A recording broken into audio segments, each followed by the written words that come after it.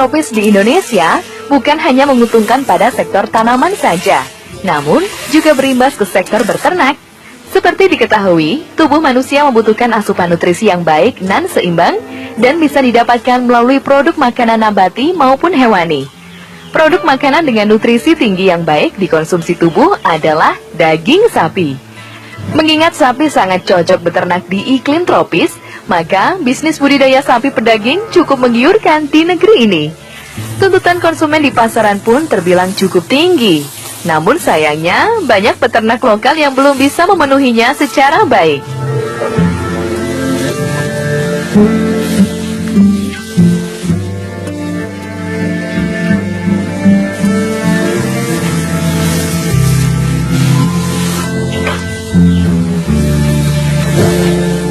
Awalnya kami mendirikan kelompok ternak ini adalah didasari oleh niat yang kuat bahwa warga masyarakat di sini adalah warga masyarakat petani dan peternak, sehingga ini perlu diorganisasi. Nah, dengan diadanya organisasi ini, maka dibentuk kelompok tani ternak Mudi Rezeki di Padukuhan Klegung, Desa Katongan, Kecamatan Lipar, Kabupaten Gunung Kidul. Kelompok ternak ini berdiri pada tahun 2011, tepatnya pada bulan September. Dan perlu kami sampaikan juga, awalnya adalah anggotanya hanya 28 orang dan sampai sekarang bertambah menjadi 38. Memang di sini adalah kelompok tani ternak sapi. Ini karena mayoritas di Kabupaten Gunung Kidul ini adalah pemeliharaan sapi, dan kebetulan yang ada di Padukuhan Klegung, Desa Katungan ini juga penggemar utama para petani adalah sapi. Dikandung maksud sapi ini adalah merupakan tabungan, sehingga kembali tadi ini tidak membuat kelompok yang lain, tapi sapi apabila mempunyai kebutuhan yang besar ini bisa dimanfaatkan. Bahwa jenis sapinya adalah sapi PO putih itu. Ini di sini adalah termasuk kelompok pembibitan. Jadi bukan penggemukan, tapi kelompok pembibitan, sehingga apabila ada yang memerlukan bibit ini bisa mengambil dari kelompok ternak Mudi Rezeki di Klegung ini.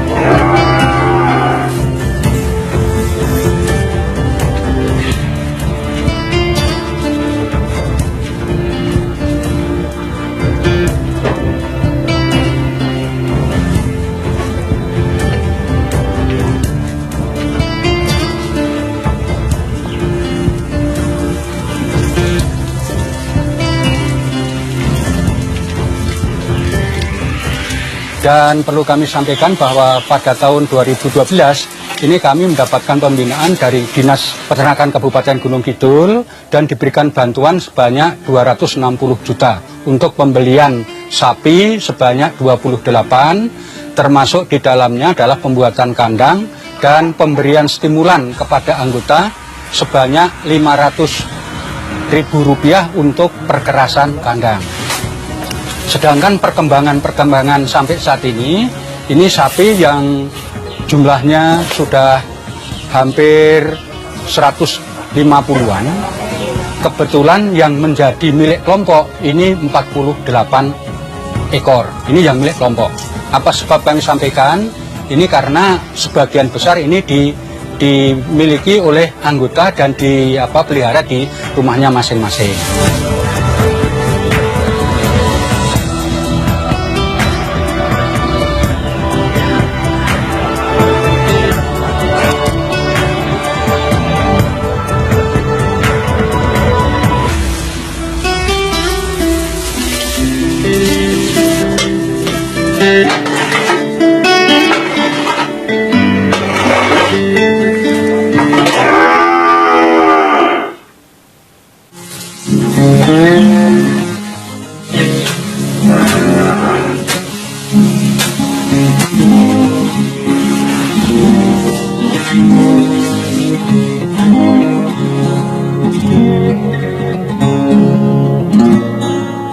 Setiap 3 bulan di sini ada yandu hewan dari Puskeswan Kecamatan Lipar, sehingga penanganan ini alhamdulillah ini tidak ada hambatan. dan kebetulan ini gratis. Apabila ada yang sakit, ini memang yang menanggung adalah bagi penggaduh itu sendiri. Artinya kita berikan tanggung jawab penuh, tidak harus diberikan biaya dari kelompok dan lain sebagainya. Pakan ini masih sangat menjadi hambatan karena pada suatu saat musim kemarau ini kadang-kadang kita mencari pakan ini ke lain daerah. Walaupun di sini sudah membuat pakan alternatif sendiri, tapi masih kurang. Jadi di sini sudah membuat pakan alternatif.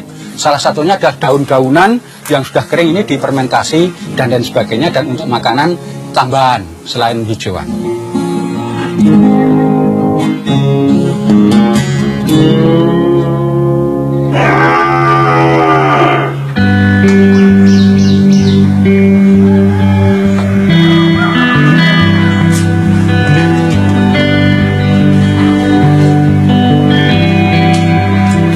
Saya mengikuti kelompok ini untuk seandainya saya nanti sudah purna, saya akan menekuni kelompok tani sapi ini. Nah, kebetulan kelompok sapi yang ada di Padukuhan Klegung ini pembibitan. Nah, pembibitan bukan penggemukan. Ya. Ini setiap 3 bulan sekali ini ada puskeswan yang datang ke sini untuk memeriksa ternak-ternak sapi yang ada di kelompok ini. Secara teknis, khususnya yang ada di kelompok kami ini, setiap orang itu punya sapi di kandang ini. Jadi ini seandainya ada 10, ya kita bagi 10 orang. Sehingga setiap pagi dan sore pemilik ini datang ke sini untuk mengasih makan, kasih minum, makan, termasuk membersihkan kotorannya. Nah itu kalau bersama-sama itu 1 minggu sekali itu dibersihkan bareng-bareng. Nah ya, dibersihkan bareng-bareng sehingga harapannya setelah dibersihkan itu kita semprot. Nah biar lalatnya nggak ada, terus kuman-kuman juga nggak ada. Jadi bersih, harapannya kan gitu. Terus makannya ya kalau musim kemarau memang agak sulit, ya, agak sulit. Tapi ya bagaimanapun saking mantepnya untuk ternak sapi, ya kita nyari di luar wilayah sampai ke Klaten, ke Jogja, Sukoharjo. Itu sering, itu setiap tahunnya itu pasti. Nah, maka dari itu dalam mengelola ini, khususnya warga masyarakat kami yang di Klegung ini antusias sekali untuk mengikuti kelompok ternak sapi yang ada di Padukuhan Klegung ini. Untuk sapi pembibitan ini rata-rata usia 1,5 tahun. Nah, usia 1,5 tahun itu sudah minta di-IB. Kalau orang Jawa di KWNT gitu. Nah, ini kita harus calling ke Dinas Kesehatan Puskeswan Blitar. Ciri-ciri sapi yang sudah usia 1,5 tahun itu kan biasanya mau di-IB. Nah itu ciri-cirinya, itu alat kelaminnya besar. Nah, terus kemerahan, terus agak bengkak. Nah, selain itu ada, kalau orang Jawa mengatakan berdigasan, tapi nggak kayak biasanya ada perubahan. Setelah kita IB itu biasanya nggak dikasih minum dulu, mungkin 2 atau 3 hari nggak dikasih minum. Kalau makan tetap biasa kita kasihkan makan yang kita punya. Kebanyakan saat ini kan kolonjono sama daun jagung, itu biasanya gitu setelah kita IB. Dalam perawatan kehamilan ya kita harus selalu kontrol. Mungkin berjalan 1 bulan atau sebelum 1 bulan itu kita kontrol, paling enggak setiap hari kita lihat alat kelaminnya. Nah, di situ ada perubahan. Kalau memang setelah di IB 2 minggu enggak jadi, itu akan ada perubahan di alat kelamin sapi itu.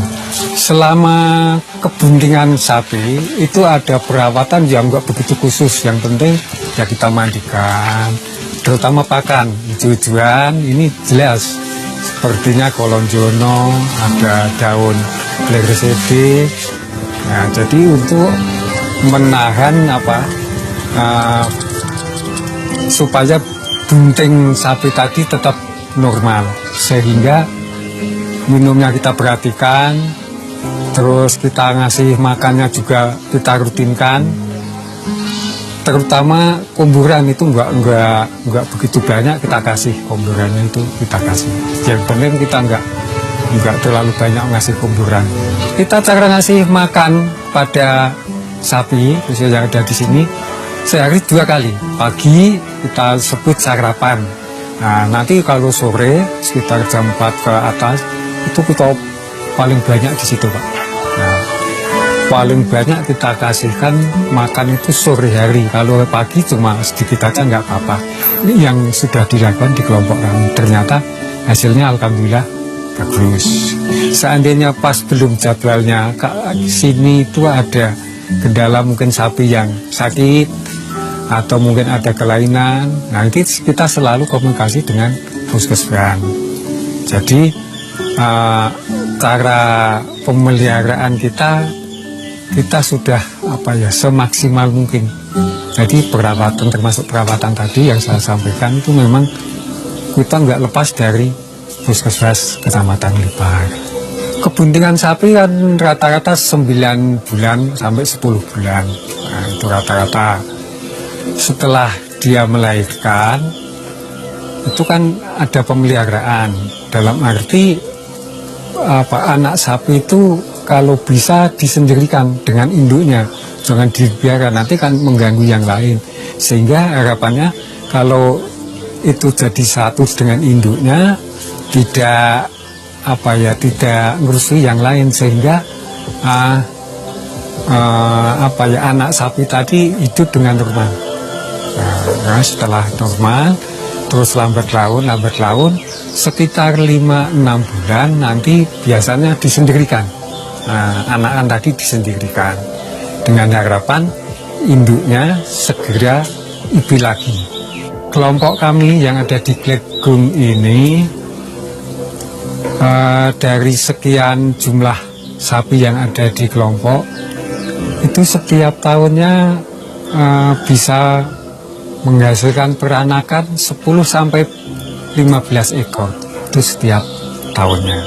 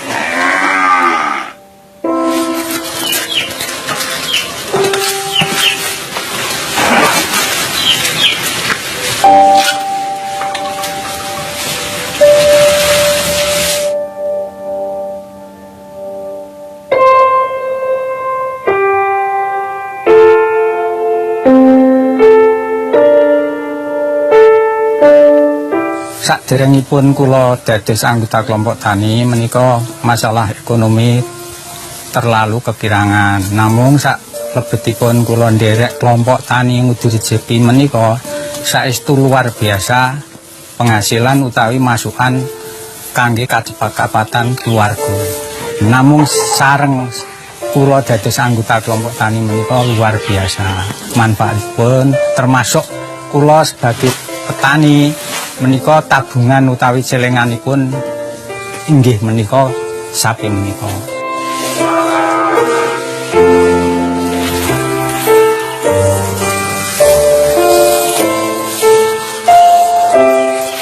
Sebelum kita menjadi anggota kelompok tani ternak ini memang sangat-sangat kurang dari sisi ekonomi, dari sisi pergaulan, juga organisasi. Kebetulan kita menjadi anggota kelompok tani ternak ini, saya sangat-sangat banyak manfaatnya sekali.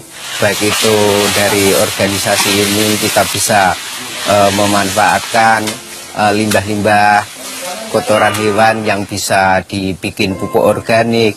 Juga dari sisi ekonomi saya merasakan sendiri untuk ketambahan yang tadinya ekonomi kita masih kurang. Setelah ada kelompok ini, saya dapat merasakan perekonomian bertambah. Kami sangat antusias sekali kita menjadi anggota kelompok tani ternak ini.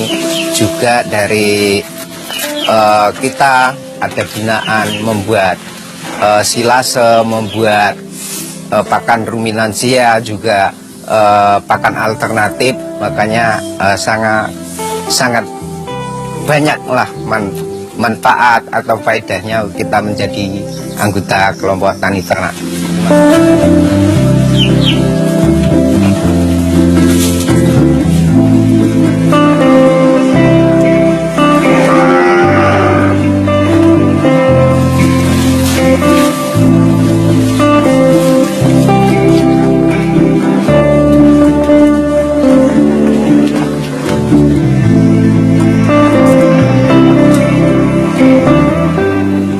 Alhamdulillah sak kloke wonten kelompok niki kula dados kelompok matur nuwun sanget, kula saged ngirangi beban kekirangan kula.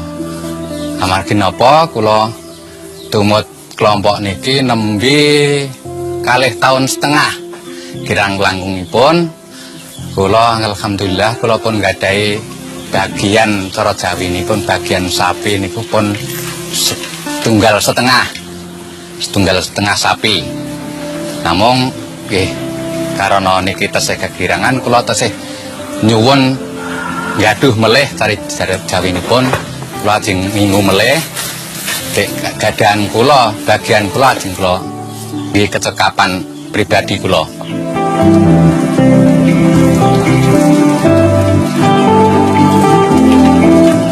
Secara umum memiliki 3 cabang usaha budidaya, yakni pembibitan, penggemukan, atau kombinasi keduanya dengan peluang yang sama besarnya. Cara memilih bibit sapi terbaik sebelum diternakan antara lain minimal bobot sapi 200 kg, berbadan sehat dan tidak cacat, mempunyai tubuh silindris dengan bulu pendek dan tidak berminyak, memiliki bentuk wajah panjang dan punggung lurus, serta punya kerangka yang besar dengan rusuk yang lurus. Banyak sekali jenis bibit sapi unggul yang bisa dijadikan bibit sapi potong, seperti sapi Bali, sapi Brahman, sapi Madura, sapi Angus, Limosin, sampai Ongole.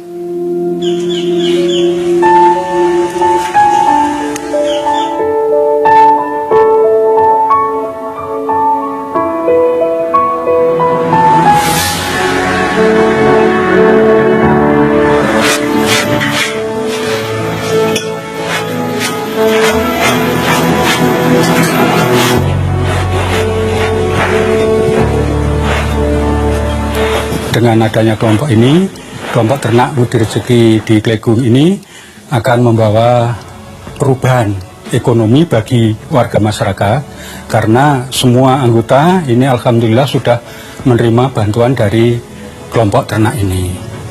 Sebagai perkembangannya, bahwa kelompok ternak Budi Rezeki ini mempunyai atau harapan atau mempunyai tujuan untuk melestarikan alat-alat pertanian baik yang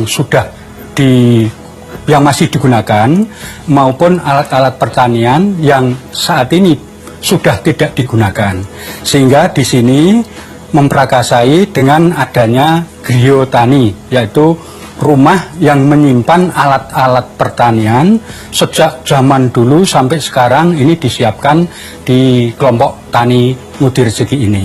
Harapannya nanti kami bisa berkembang untuk mendirikan museum tani dengan embrio kelompok tani ternak sudah membuat griyo tani ini. Mudah-mudahan ini dengan adanya griyo tani ini akan memacu kebudayaan yang menyangkut tentang pertanian dan akan memberikan edukasi atau pendidikan bagi para generasi muda yang mungkin akan mengenal alat-alat pertanian yang saat ini sudah tidak digunakan, tapi karena sudah cukup lama.